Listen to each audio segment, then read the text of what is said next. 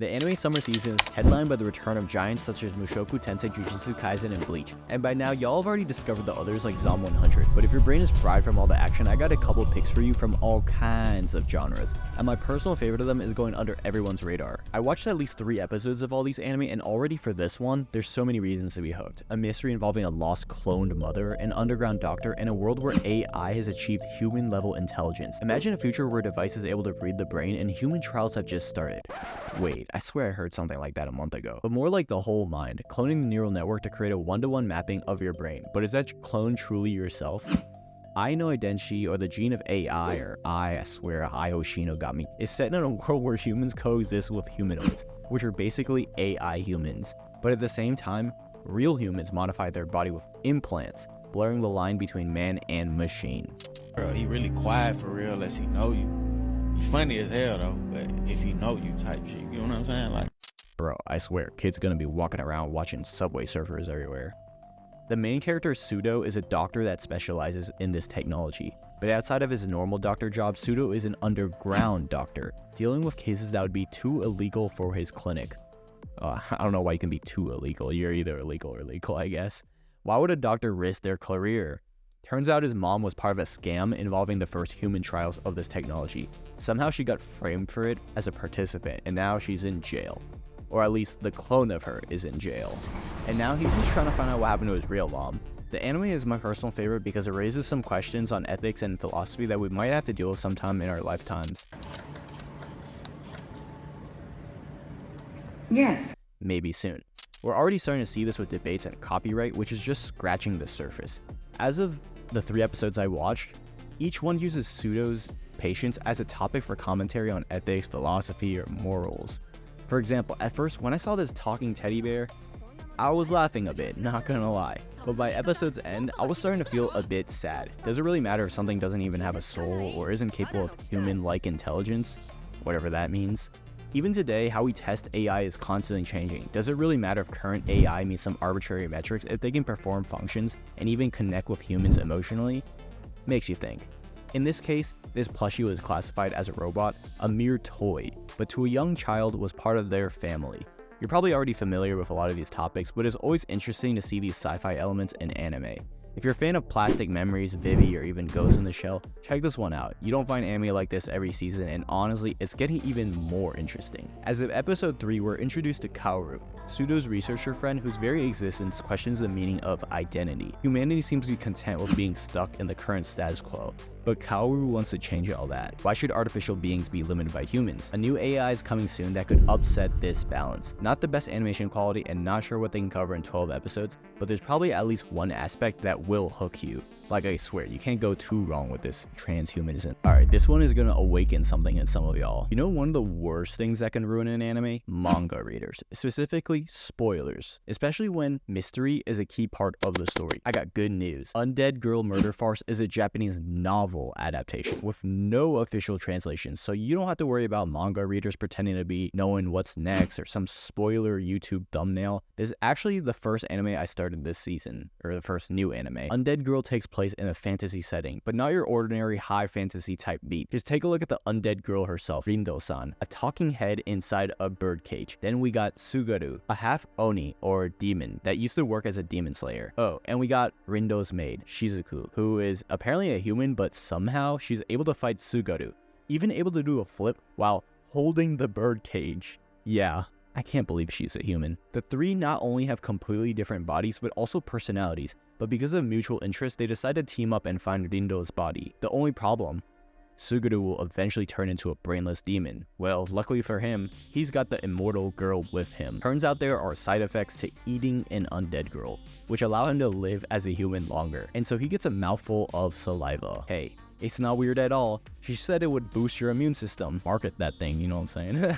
The production quality is top notch, but that alone will not make a show entertaining. Given the fantasy setting, you'd think they'd be fighting monsters every episode, but turns out most of the time is spent just talking and figuring out some mystery. And despite a lot of dialogue, the show is extremely entertaining. The 3 characters banter with each other in a way that reminds me of Nisio Isin. I'm actually a big fan of the Monogatari series, and one thing I like is the different cuts that make any conversation interesting. It might might be no surprise that Undead Girl Murder Farce is able to handle all this banter in an interesting way, because that's actually the first major work done by Kaguya-sama's director outside of the Kaguya-sama series.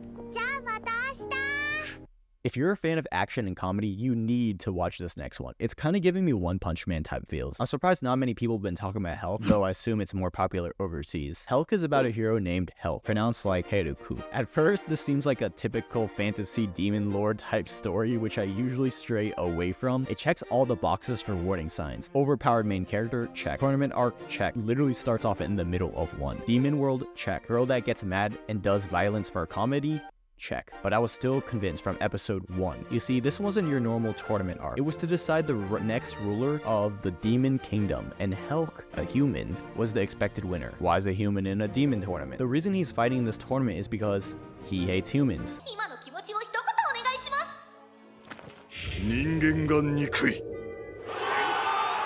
Yeah, that's a cap.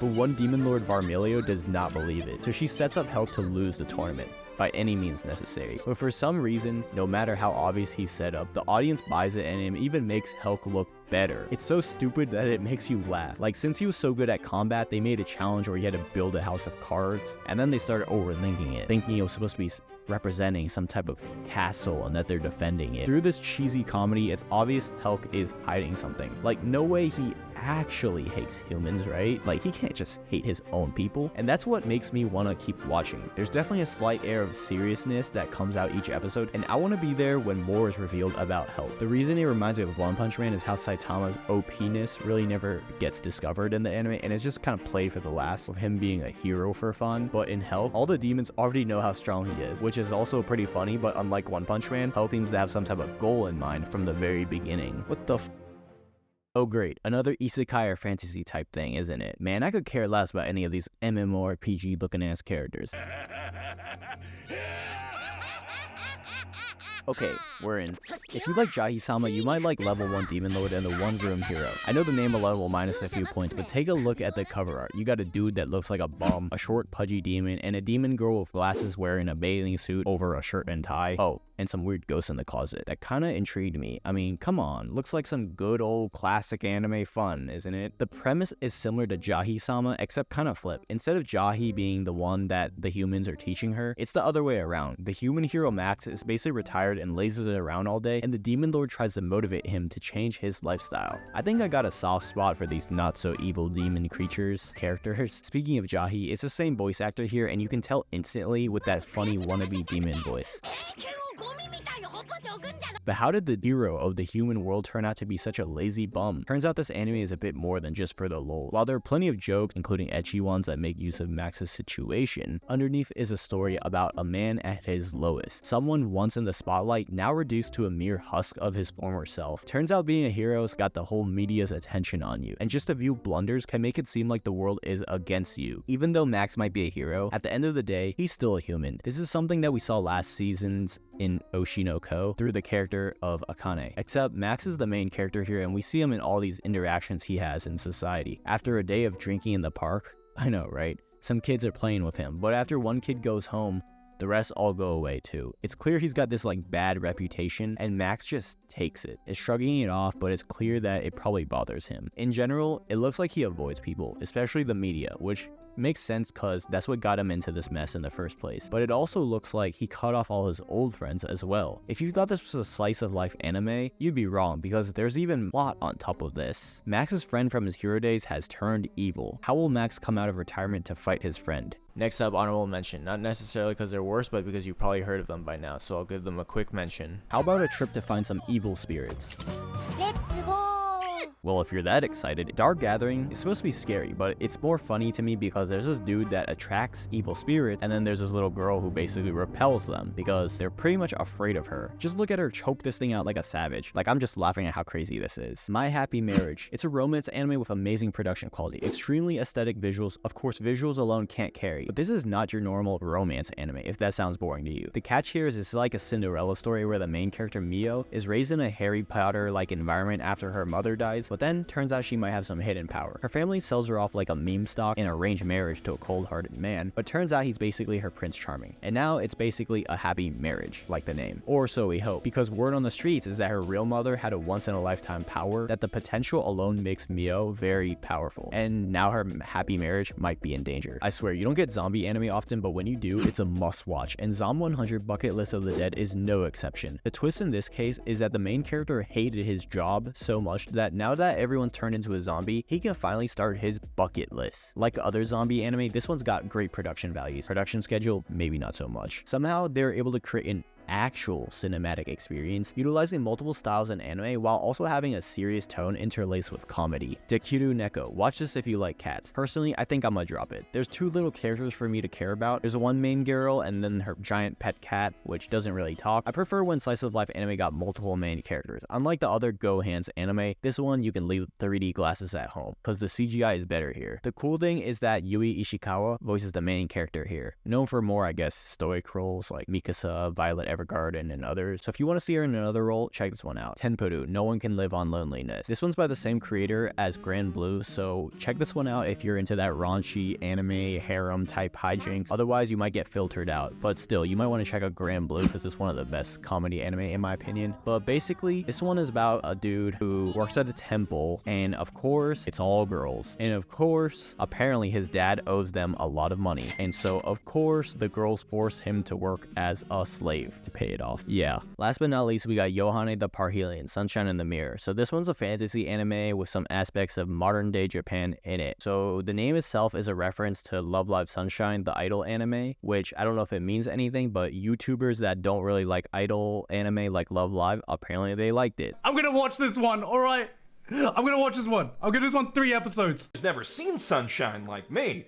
Also, I haven't watched that idol anime. This show is a blast. So if that means anything, maybe it means it's pretty good. Me personally though, the beginning was kind of rough. It was a little boring. I think I was expecting some greater plot to hook me in from the get-go, but 3 episodes in and it started kicking in. We got some evil creatures like this deer that apparently turned evil because of some power. We got some strange sound that only the kids can hear, and we got this talking dog that only the main character, Yohane, can hear. So there's this mystery aspect to the plot. We're still early stages, but looking at the ending, we can see the dog disappearing, so it could get sad, maybe. But other than the plot, once I started looking at it as a fun slice of life-ish type anime with fantasy element, this anime became a lot more enjoyable. For example, the Akira bike reference here, like they kind of go crazy with this anime. The name itself is a reference to Love Live Sunshine, but like I said earlier, you don't need to know anything about Love Live or idols to get into this show. Personally though, if you were interested in that potentially, or if you watch this and you like the characters or like the character designs or whatever, I would just watch Love Live Sunshine first, because I feel like that one's better than this in my opinion. But yeah, there's that. So that's all the new anime I'm watching this season. Let me know what others I missed, but while you're here, I might as well let you know the ones I dropped. So Girl I Like dropped their glasses. Girl I Like forgot her glasses. This one's pretty much a standard romance story, the only catch being that she forgot her glasses, which is not a big deal because I forget my glasses all the time. I've even sat on my glasses. I've even dropped things on my glasses, even heavy things like dumbbells, and they've cracked. And yeah, so this is not a big deal. On top of that, the CGI is just not for me. Next on the list, Liar Liar. Whoever put the ecchi tag on this on my anime list is a liar liar, because ain't got no ecchi and ain't got no plot, so ain't got no reason to watch this. But honestly though, the plot, it's kind of like a,